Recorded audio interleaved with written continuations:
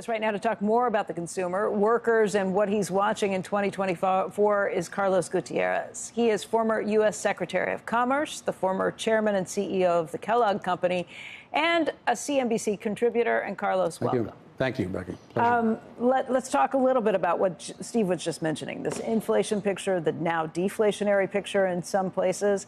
I've used this on air a few times recently. I keep trying to get a feeling from people because there was a moment during the pandemic, the things that you said when you came on with this that have stuck with me ever since. You talked about how you had managed inflation in the past. You managed it at Kellogg in South America. I think it was in Mexico, maybe, yes, when you were running and Latin America. Very high levels of inflation. And you gave a warning to CEOs at that point that if they didn't get with it and realize that inflation was coming and raise prices as a result, that they would never be able to catch up and their profits would suffer greatly. We're seeing a little bit of a reversal of that at this point, and maybe it plays out with Carrefour and PepsiCo, the battle that they're undergoing right now, where they're each saying that they're no longer working with each other because of price hikes that Pepsi had been putting through. Where do things stand right now? What would be your message on the inflation deflation picture, and what would you tell CEOs right now? Well, I think and the Carrefour example is a good one because it's late in the game. And that's why I was saying, take it now, take prices early. You may regret it for a couple of months, but there's going to come a point where companies can't take pricing anymore. And I think we're getting there. And by the way, going to Carrefour, you can't, what do? You go back to the others and say, well, I gave them a special deal. So it's really, that's why companies here go to Walmart first. Then they can say, hey, Walmart's taking the price increase. But because Walmart's going to be the toughest one to do. Yeah, the toughest one. So if you got Walmart, most other people take it. I don't know where Carrefour stands, but they're not the largest in Europe. So I think that there's a lot of discounting going on. Consumers aren't really seeing the regular pricing, especially in grocery stores. They are in restaurants and others. Meaning the list price yes. at a grocery store is no longer the list price, just like on pharmaceuticals at this point. Yeah, it's like everything I look at, and I still visit grocery stores. It's kind of a habit, you know. It's on sale. There's a deal. There's a buy one, get one free. So increase prices 10 and give back 4 or 5. Until consumers, you know, get used to it. Now, pricing at restaurants, that's regular pricing. That's where the price increase comes through for the company.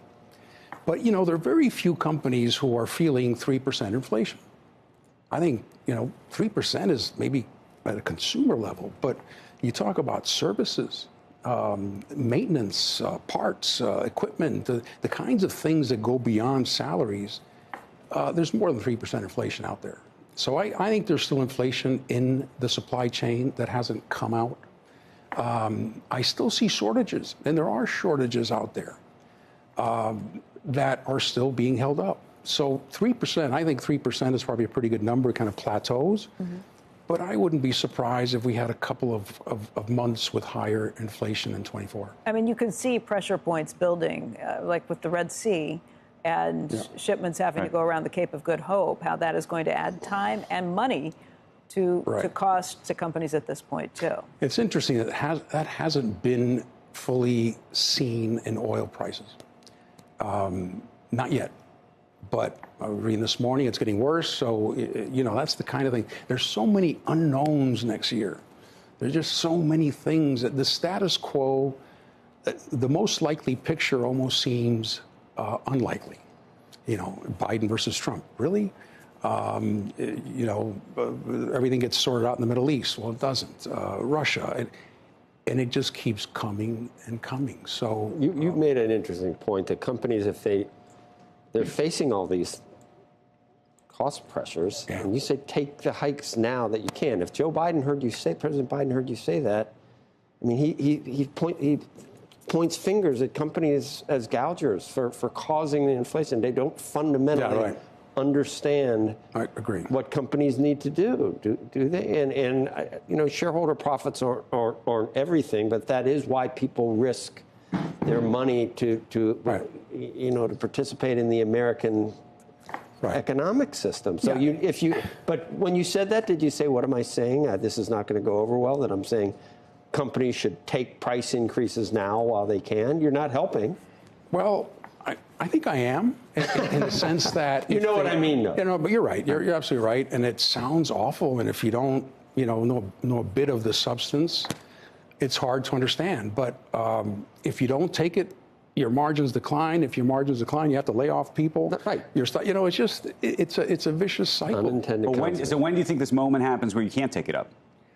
I think it's beginning. And there are probably some industries you can't take it up now. Yeah, I think it's beginning to happen. And companies didn't go up, say, 5%. A lot of like 10%, 12%, which becomes pretty easy when you're dealing with small numbers. But I think we're getting to that stage pretty much now. I think there are companies who can take pricing. And I'm surprised it's happening to Pepsi because they've got brands that you have to have.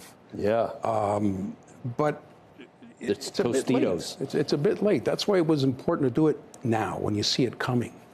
And in the kind of inflation we had, it was probably good to look at not cost in your system now, but next cost.